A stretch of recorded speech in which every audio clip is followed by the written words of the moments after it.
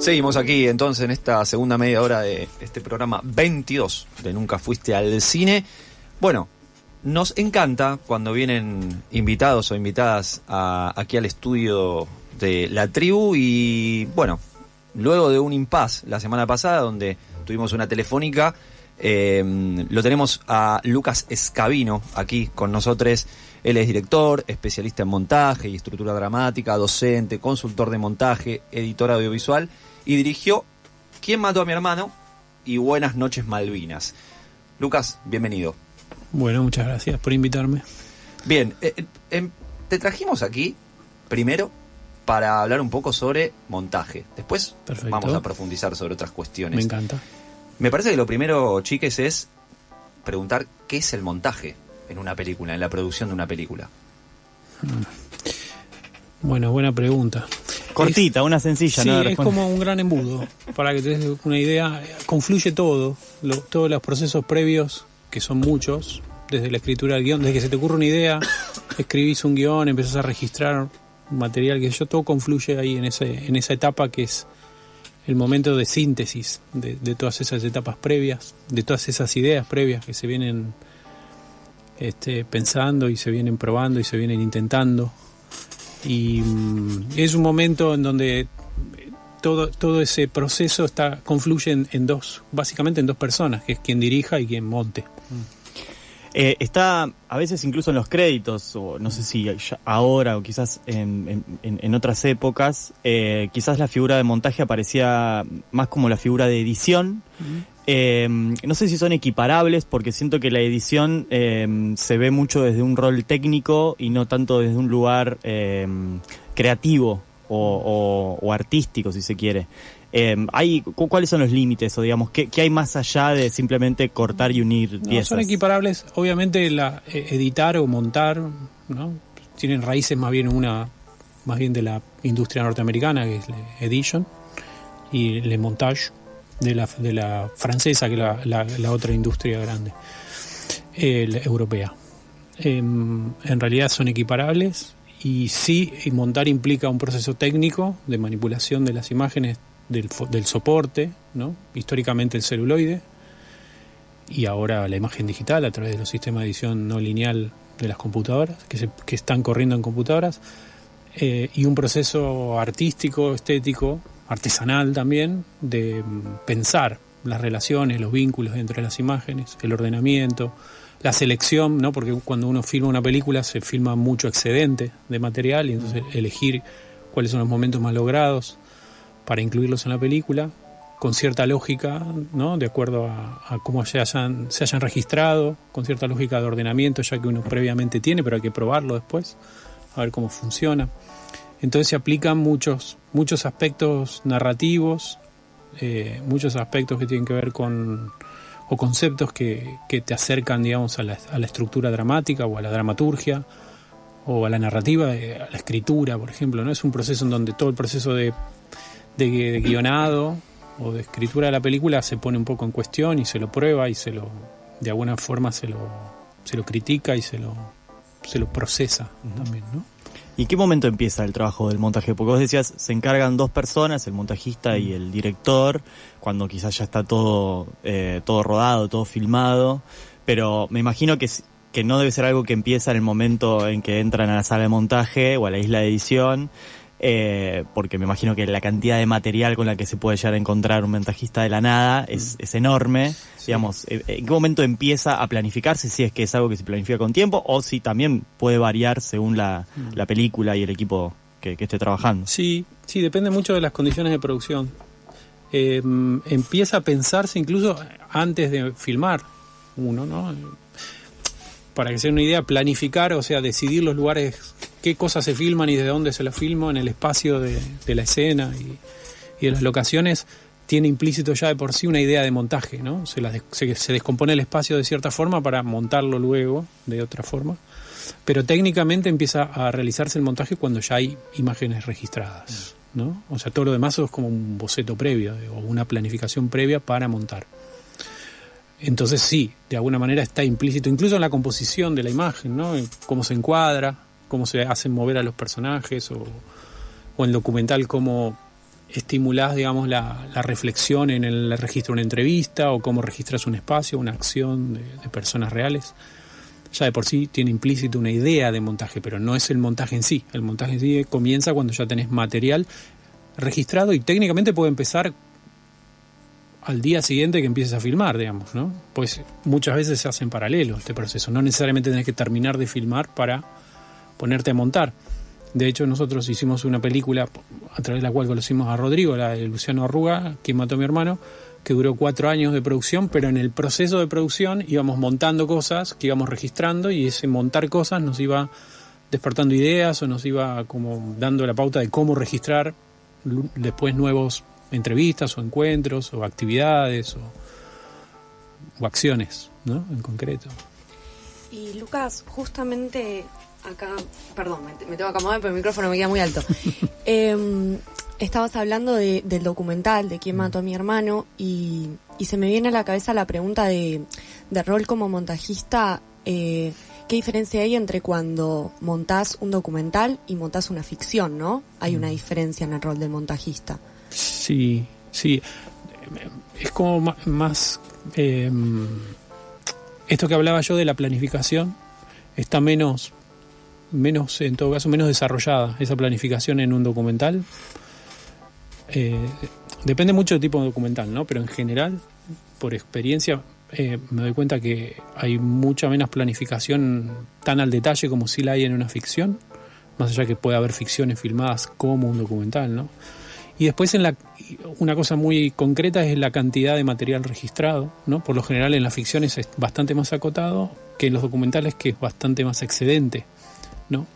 Y de alguna forma eso desplaza el proceso de pensar, analizar y prefigurar lo que va a ser la película a la etapa del montaje, digamos, ¿no? Entonces hay mucho que procesar, técnicamente se demora bastante más toda la previa de preparar los materiales para editar y sincronizar con el sonido que en el material de ficción, que se hace más rápido porque está todo bastante más ordenado, bastante más claro qué es lo que se va a filmar y incluso qué es lo que se va a montar a partir de cómo se lo filmó. Y después hay un aspecto también bastante más creativo de incidencia, porque uno puede como manipular de manera más libre, si se quieren, los materiales en el documental que en la ficción, ¿no? Esos mismos condicionantes de haber pensado previamente te quitan como cierto grado de incidencia en la forma final. Pero bueno, también hay especificidades, digamos, del documental y la ficción, donde uno obviamente lo que hace es buscar esa forma que todavía no está, que está latente o que está potencialmente en varias posibilidades, y eso es bastante similar en el documental o en la ficción. Estamos hablando con Lucas Scavino, él es director, es montajista, dirigió Quién mató a mi hermano y Buenas noches Malvinas, y tiene otros proyectos por delante de los que vamos a hablar en un ratito nomás, pero queríamos dar una vueltita más sobre el montaje. Sos docente también, y yo me preguntaba, porque hay ya, después de 20 años de escuelas de cine, se va notando las películas que son de directores, no tan linealmente siempre, pero muchas veces sí, que son de directores egresados de una escuela de cine o de otra escuela de cine. Y desde el montaje hay líneas hay distintas escuelas, o hay una escuela del montaje que se privilegia más que otras y es más o menos la común en todas las escuelas, o se enseña desde una diversidad, o es algo que se dan herramientas para encarar para cualquier lado. No creo que haya una escuela así marcada o formas de edición, al menos acá en el país, ¿no? Sí se nutren todas las escuelas de cine de aspectos del lenguaje cinematográfico bien clásico y más que nada en los primeros niveles, ¿no? Se enseña, bueno, planificación, teoría de ejes o práctica, ¿no? Sí, lo que tienen las escuelas son perfiles, ¿no? Quizá algunos más teóricos, otros más prácticos, o el grado de profundidad con que se tocan ciertos temas. Eso también está condicionado por la matrícula que tengan cada uno de los cursos, ¿no? Cuanto más gente, es más difícil practicar esto en concreto, ¿no? Hacer las ejercitaciones en concreto y revisar y corregir y proponer. Pero no creo que haya una escuela así argentina de edición, digamos. Sí, lo que hay es una progresiva profesionalización. En los últimos 10 años surgieron 2 grandes asociaciones de editores y editoras, que son la SAE, la Sociedad Argentina de Editores, y la EDA, que es la asociación, y quizá inicialmente con un corte más bien etario. La SAE estábamos los más viejos y en la EDA los más jóvenes, pero en realidad todos somos colegas y nos conocemos y hemos trabajado de alguna manera u otra, o nos hemos formado juntos o con los mismos maestros, ¿no? Sí, a partir de los 90 y con la irrupción de las escuelas, más allá que ya existían algunas escuelas, la ENERC, por ejemplo, sí, viene hace bastante, o las universidades. La Plata tenía especialidad en cine. A partir de los 90 sí hay como una profesionalización y un grado de formación más metódico, sistemático y más completo, ¿no? Que el estrictamente referido a lo que te da la práctica profesional, ¿no? El hecho de hacer películas o montar películas, que eso obviamente te foguea y te da como claro, un saber en la práctica, ¿no? Lucas realizó Quién mató a mi hermano, Buenas noches Malvinas, pero además está en un proyecto nuevo que nos acaba de comentar brevemente antes de empezar este bloque, que tiene que ver con un documental que fue muy importante para el regreso de la democracia, que es La República Perdida, y ahora estás laburando en algo de eso. Sí, ahí en otro rol. No soy el editor ni el director de esa película, que ya está en proceso de producción, sino más bien yo soy uno de los productores, ¿no? Tengo una empresa de producción con mi socia Ana Fraile, y ahora incorporamos a Daniel Botti como productor ejecutivo, y entre los 3 estamos produciendo a Miguel Pérez, que es el realizador de La República Perdida 1 y la 2, porque tiene una versión 2 también, que son 2 documentales así icónicos de la década del 80, que como bien decís fueron muy importantes en ese momento, en el regreso a la democracia después de tantos años de dictadura, y de alguna forma eran como la historia de los golpes militares desde la década del 30 hasta el 70. Y nada, es un desafío muy interesante porque de alguna forma nos proponemos contar los últimos 40 años de democracia, ¿no? Y entonces eso implica desde una perspectiva de proyecto político basado en los, ¿cómo es?, en las líneas económicas, ¿no? y de las políticas económicas. Entonces hay como líneas de relato bien diferenciadas y interdependientes, y se ven a grandes rasgos los 2 grandes proyectos de país que pugnan como de los poderes, digamos, que se disputan el poder, o los grupos que se disputan el poder en el país. ¿Y como director estás trabajando en algún proyecto más? ¿Algo que hay? Sí, estamos con Ana, estamos trabajando en una tercera película juntos, que se llama Tierra que habla, que es una película que ya venimos hace bastantes años trabajando, que inició como a partir de un proyecto científico de remediación de suelos contaminados, ¿no? Empezamos a registrar el trabajo de unos científicos que se proponían, a partir de él, plantar ciertos flora autóctona en regiones de suelos contaminados, limpiar esos suelos. Nos pareció muy interesante esa propuesta, y la película fue creciendo y ya llevamos como 4 años de registros, y ahora estamos iniciando la etapa de montaje, justamente, pero fue variando hacia